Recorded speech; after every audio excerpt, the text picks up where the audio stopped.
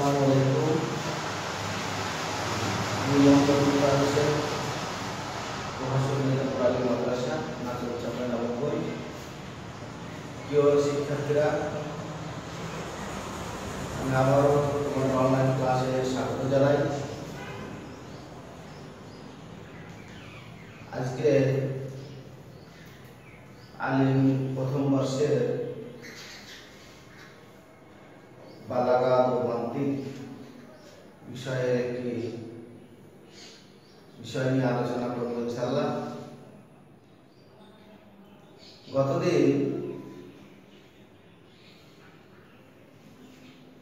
গতদিন আমি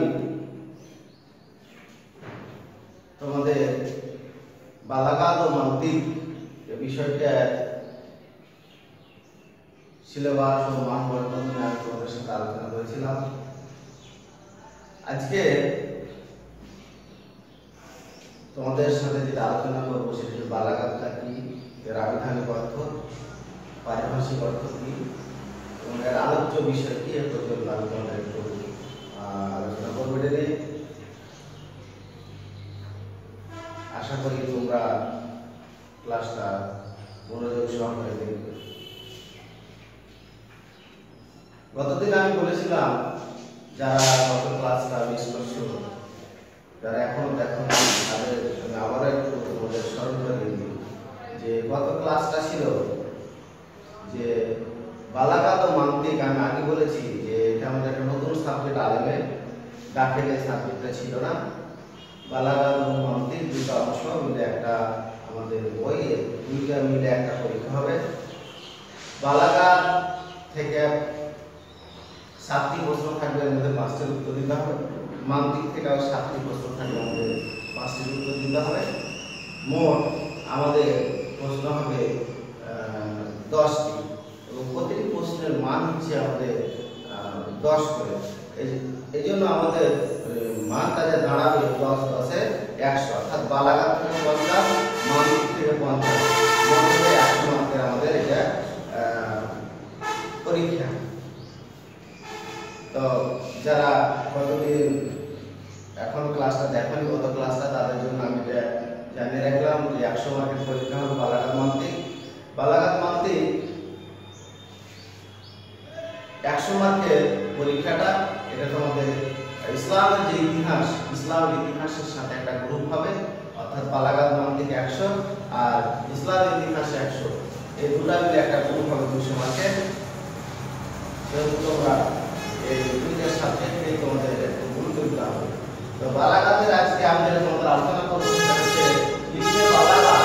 ইলমে বালাগাতের আবিধানিক ও পারিভাষিক অর্থ কি, এর আলোচ্য বিষয় কি আলোচনা করব। তাহলে বালাগাত, ইলমে বালাগাত, ইলম এটা দুটো শব্দের সমন্বয়ে গঠিত। ইলম শব্দের অর্থ হচ্ছে জ্ঞান, আমরা জানি জ্ঞান। ইলম হচ্ছে জ্ঞান। তাহলে দুটি সমন্বয়ে গঠিত হচ্ছে। ইলমুন শব্দটি হচ্ছে একবচন, বহুবচন হচ্ছে উলুমুন, এর অর্থ জ্ঞান, বিদ্যা, তথ্য ইত্যাদি।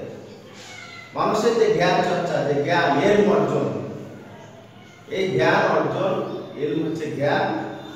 আর বালাগাত শব্দটি পাবে কারণ একরম এর মাসদার থেকে, আর এর আবিধানিক অর্থটা হচ্ছে সুস্পষ্ট বক্তব্য, সুস্পষ্ট বক্তব্য ও প্রভাবিত করার যোগ্যতা। সুস্পষ্ট বক্তব্য ও প্রভাবিত করার যোগ্যতা, চূড়ান্ত পর্যায়ে পৌঁছানো, এগুলো আবিধানিক অর্থ। চূড়ান্ত পর্যায়ে পৌঁছানো, পয়গাম পৌঁছানো, পরিপক্ক হওয়া ইত্যাদি। তাহলে ইলম শব্দের অর্থ পেলে জ্ঞান বা বিদ্যা, আর বালাগাত শব্দের অর্থ হচ্ছে পরিপক্ক হওয়া, একটা নির্দিষ্ট স্থানে পৌঁছানো, পয়গাম পৌঁছানো।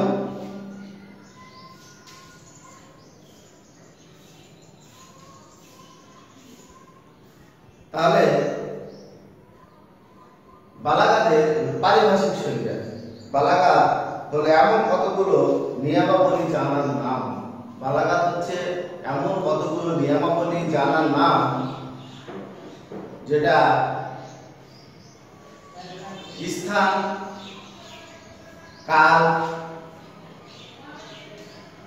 ভেদে কোথায় কি বক্তব্য, কোথায় কি কথা, কোথায় কি উপস্থাপন করতে হবে এই বিষয়ে যোগ্যতা অর্জন করতে হবে। এটা হচ্ছে ইলমে বালাগা।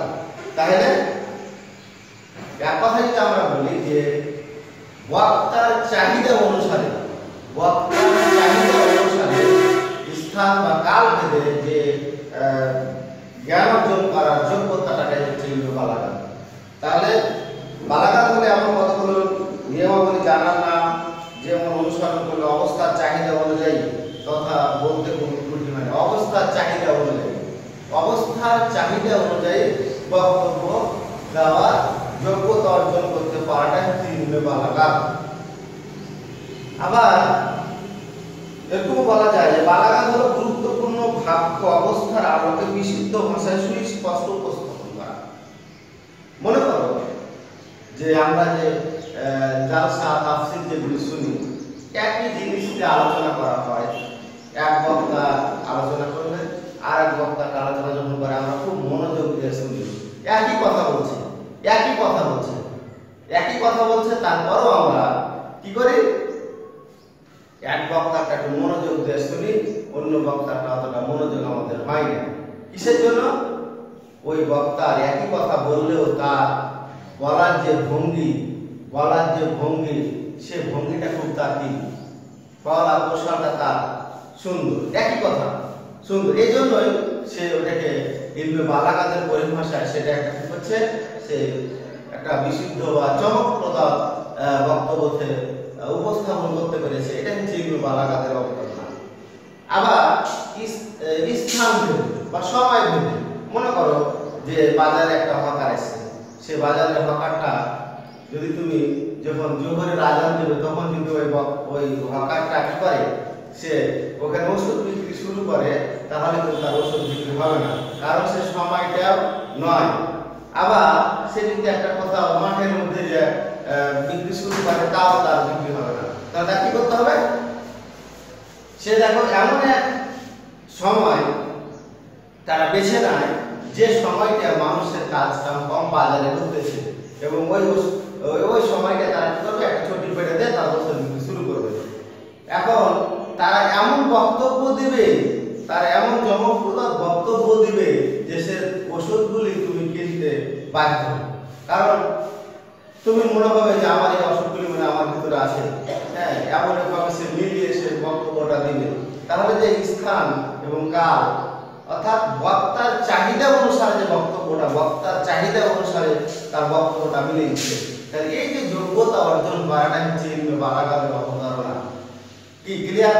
আমি দুটাই উদাহরণ তোমাদেরকে দিয়েছি এখানে, তোমরা একটু যদি মন দিয়ে সেই উদাহরণটা বিশ্লেষণ করো, চিন্তা করো একটু, তাহলে তোমরা কি করতে পারবে, তাহলে তোমরা বুঝতে পারবে আসলে ইলমে বালাগাতটা কি, যে স্থান বা কাল ভেদে সময়ের চাহিদা অনুসারে, বক্তার চাহিদা অনুসারে তোমার বক্তব্যটা উপস্থাপন করার যোগ্যতা অর্জন করতে হবে, তাহলে কি ইলমে বালাগাতের অবতারণা হয়ে যাবে।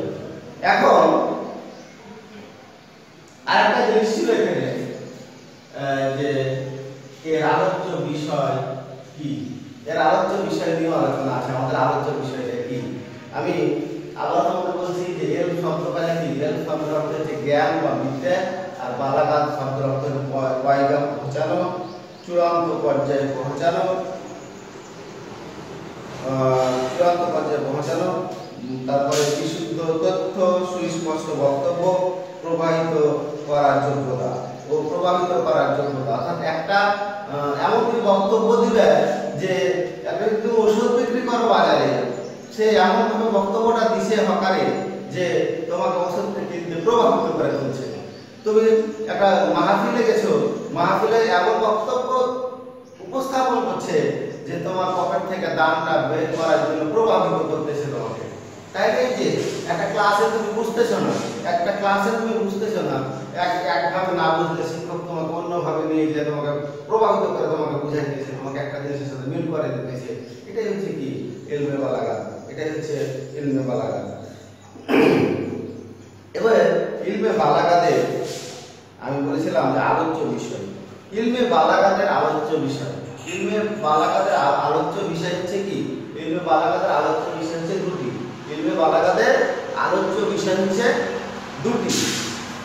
এক হচ্ছে কিতাবুল আরাবিয়া। কিতাবুল আরাবিয়া অর্থাৎ আরবি শব্দাবলী। আর তোমরা লিখে রাখো, কিতাবুল আরাবিয়া অর্থাৎ আরবি শব্দাবলী। আর একটা হচ্ছে মুআরিব কিতাবুল আরাবিয়া, আরবি শব্দাবলীর অর্থ। মোট কথা আরবি শব্দ এবং শব্দসমূহের অর্থ সম্পর্কে আলোচনা করাই হলো বালাগাত শাস্ত্রের আলোচ্য বিষয়। লিখে রাখো, মোট কথা আরবি শব্দ এবং শব্দসমূহের অর্থ, আরবি শব্দ এবং শব্দসমূহের অর্থ সম্পর্কে আলোচনা করাই হলো ইলমে বালাগাতের আলোচ্য বিষয়। তাহলে ইলমে বালাগাতের আলোচ্য বিষয় কি বললাম? দুটি। এক হচ্ছে আল কিতাবুল আরাবিয়া, আর একটা হচ্ছে আল মাআরিফ কিতাবুল আরাবিয়া। কালেমাতুল আরাবিয়া, কালেমাতুল আরাবিয়া হচ্ছে কি? কালেমাতুল আরাবিয়া হচ্ছে আরবি শব্দাবলী। কালেমাতুল আরাবিয়া হচ্ছে আরবি শব্দাবলী। আর মাআরিফ কালেমাতুল আরাবিয়া এটা হচ্ছে আরবি শব্দাবলীর অর্থ। তাহলে কালেমাতুল আরাবিয়া এটা হচ্ছে আরবি শব্দাবলী। যদি তোমাদের আরবিটা মনে না থাকে, যে কালেমাতুল আরাবিয়াতে যদি মনে না থাকে তোমাদের, তাহলে তোমরা এটাকে বাংলাটা মনে করে দিবে যে আরবি শব্দাবলী, আর একটা হচ্ছে আরবি শব্দাবলীর অর্থ। এবং এটাও লিখে দিবে তোমরা শেষকালে। মোট কথা যে আরবি শব্দ এবং শব্দসমূহের অর্থ সম্পর্কে আলোচনা করাই হলো বালাগাত শাস্ত্রের আলোচ্য বিষয়। আমি এটুকুই তোমাদের আজকে আলোচনা করলাম যে ইলমে বালাগাতের আবিধানিক অর্থ কি, পারিভাষিক অর্থ কি, আর আলোচ্য বিষয়। আর হচ্ছে আগামী দিন তোমাদের উদ্দেশ্য নিয়ে আলোচনা করবো এবং প্রকারভেদ। ইনশাআল্লাহ আমরা আগামী ক্লাসে এর উদ্দেশ্য কি, বালাগাতের উদ্দেশ্য কি, আর প্রকারভেদ নিয়ে আমরা আগামী ক্লাসে আলোচনা করব। আজকে শুধু আলোচনা করলাম বালাগাত জ্ঞান, আর বালাগাত হচ্ছে পয়গাম পৌঁছানো বা সুস্পষ্ট বক্তব্য, স্পষ্ট বক্তব্য, পরিপক্ক হওয়া ইত্যাদি। আর এক কথায় আমরা পারিভাষিক সংজ্ঞাটা পেয়েছিলাম, বালাগাত হলো যে বক্তার চাহিদা অনুসারে সুস্পষ্ট যে বক্তব্য উপস্থাপন করাটাই হচ্ছে, স্থান বা কাল ভেদে উপস্থাপন করাটাই হচ্ছে বালাগাত। আর বালাগাতের আলোচ্য বিষয় হচ্ছে দুটি, একটা হচ্ছে কালেমাতুল আরাবিয়া, আর একটা হচ্ছে মাআরিফ কালেমাতুল আরাবিয়া। অর্থাৎ হচ্ছে একটা ছিল কি আরবি শব্দাবলী, আর একটা ছিল আরবি শব্দাবলীর অর্থ। এই দুটা। আর মোট কথা বলা যায় কি যে আরবি শব্দ এবং শব্দসমূহের অর্থ সম্পর্কে আলোচনা করাই হলো বালাগাত শাস্ত্রের আলোচ্য বিষয়। তো আমি তোমাদের আবারও ধন্যবাদ জানিয়ে আজকে এই বালাগাত মান্তিকের এই ক্লাস আমি এখানে শেষ করছি। তোমরা ভালো থাকো, স্বাস্থ্যবিধি মেনে চলো এবং প্রয়োজনের বাইরে বের হলে মাস্ক অবশ্যই ব্যবহার করবে, স্বাস্থ্যবিধি মেনে চলবে।